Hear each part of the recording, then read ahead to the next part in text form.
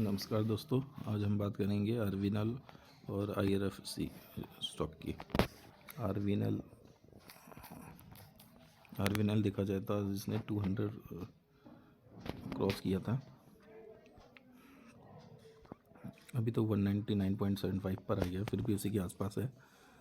तो इसमें लोग ये पूछ रहे थे कि इसमें एंट्री कब करनी चाहिए। देखिए, अगर किसी भी कंट्री को ग्रोथ स्टोरी लिखनी है ना, उसका इंफ्रास्ट्रक्चर बहुत स्ट्रॉन्ग होना चाहिए। अगर इंफ्रास्ट्रक्चर स्ट्रॉन्ग करना पड़ेगा तो हमें इन सब स्टॉक को गवर्नमेंट को पुश करना ही पड़ेगा। और दूसरा रीज़न ये है कि अभी बजट आने वाला है। वैसे ही बजट आते हैं तो उससे पहले रेलवे स्टॉक थोड़े उसमें आ जाते हैं, लाइमलाइट में आ जाते हैं। ये देखिए, इसमें भी हाई है। ये लोग अभी इसलिए पूछ रहे हैं क्योंकि अभी ये स्टॉक भाग रहे हैं। नहीं तो ये एक टाइम पर ऐसा था कि 20 रुपये में स्टॉक मिलता था। उस टाइम कोई इसे देखता भी नहीं था। बहुत लोगों ने ख़रीदा भी होगा तो अपना पेशेंस तोड़ दिया होगा।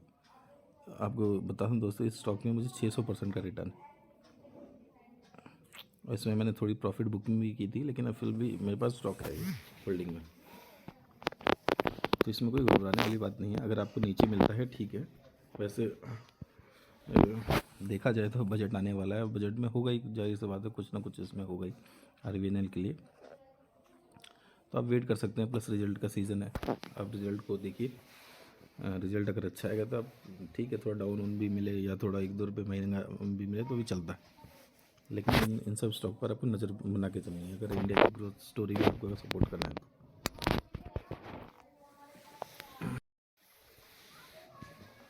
अब दूसरे स्टॉक के बारे में बात करेंगे, फिर टीसीएस का आज रिजल्ट आया था,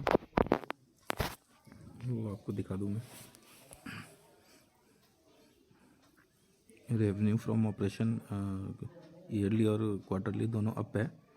इसमें देखा जाए तो रिजल्ट अच्छा ही है लॉन्ग टर्म वालों के लिए। तो शॉर्ट टर्म वालों के लिए ये है कि उनका एक जजमेंट रहता है कि हाँ भाई, इतना प्रॉफिट आएगा तो ही हम कंपनी में आगे कंटिन्यू करेंगे, नहीं तो अदरवाइज़ हम सेल कर देंगे।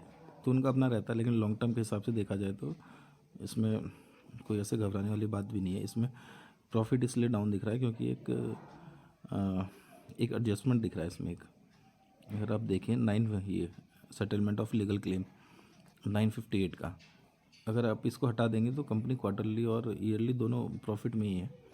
लेकिन वो एक लीगल क्लेम था जिसमें टीसीएस ने केस लूज़ किया था, इस वजह से डाउन हो रहा है। अगर ईपीएस भी देखेंगे तो ईपीएस भी देखेंगे तो ईयरली अप है, क्वार्टरली थोड़ा सा डाउन है। वो भी लीगल केस की वजह से जो फंस गई थी कंपनी, उसमें उनको पेमेंट करना पड़ा। और इसमें एक अच्छी बात यह है कि सिर्फ 27 रुपये का डिविडेंड है। तो डिविडेंड का तो ये है कि हम लोग के पास इतने शेयर नहीं होते, लेकिन जिनके पास करोड़ों के शेयर है उनके लिए 27 रुपये का डिविडेंड मायने रखता है। तो ये है कि आप कंटिन्यू कर सकते हैं अगर आप लॉन्ग टर्म के हिसाब से देख रहे हैं तो। वैसे कोई अगर शेयर का रिएक्शन तो आपको कल पता ही चल जाएगा।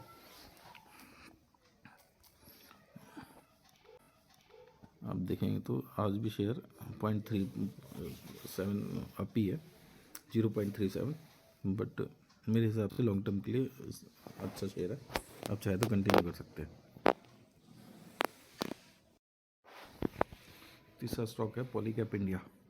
इसमें आपने हाल ही में देखा होगा, कंटिन्यू 3 दिन से स्टॉक गिर ही रहा है, डाउन ही जा रहा है। वैसे ये स्टॉक मेरे वॉच लिस्ट में बहुत पहले से था।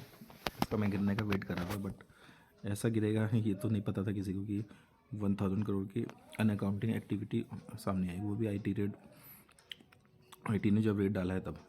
अब इस स्टॉक में रिजल्ट देखेंगे क्या करना है, उसके बाद थोड़ा सेटल होगा, कंपनी की क्या कमेंट्री आती है उसके ऊपर डिपेंड है अभी स्टॉक। क्योंकि किसी भी कंपनी में थोड़ा ऐसे अनयूजुअल एक्टिविटी आती है तो इन्वेस्टर का थोड़ा सा वैसा हो जाता है, इन्वेस्टर थोड़ा बचते हैं इन सब चीज़ों से।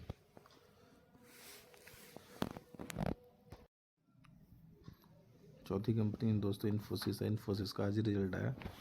रिजल्ट में थोड़ा रेवेन्यू और प्रॉफिट डाउन है क्वार्टरली, लेकिन ठीक है, हमेशा कंपनी ग्रो ही नहीं करती रहेगी, क्योंकि इतनी बड़ी कंपनी है, ऑलरेडी मार्केट कैप्चर कर चुका है। और दूसरा, यूरोप और यूएस में रिसेशन का भी इस पर काफ़ी फ़र्क पड़ा है। अब देखेंगे भी तो प्रॉफिट फ्रॉम द पीरियड देखिए, वो नेट में थोड़ी दिक्कत चल रही है। हाँ, अब देखिए प्रॉफिट देखेंगे तो ईयरली भी डाउन है और क्वार्टरली भी डाउन है। तो ठीक है, अभी रिसेशन का असर है तो कोई बात नहीं, लॉन्ग टर्म के लिए तो सही है। वैसे भी कहा जाता है जिसके पोर्टफोलियो में इन्फोसिस और टीसीएस जैसे शेयर नहीं, वो मार्केट में रहने लायक ही नहीं है। तो आप इस पर देख सकते हैं, ये शॉर्ट टर्म वालों के लिए चीज़ें हैं। अगर आप लॉन्ग टर्म होल्ड करेंगे तो कोई दिक्कत नहीं आएगी, आपको आज नहीं तो कल रिटर्न मिल ही जाएगा। हम तो चाहते हैं ये कंपनी और गिर जाए और नीचे 1000 के लेवल तक आ जाए कि हमें और बाइंग करने का मौका मिले और हम अपना वेल्थ क्रिएट कर सकें।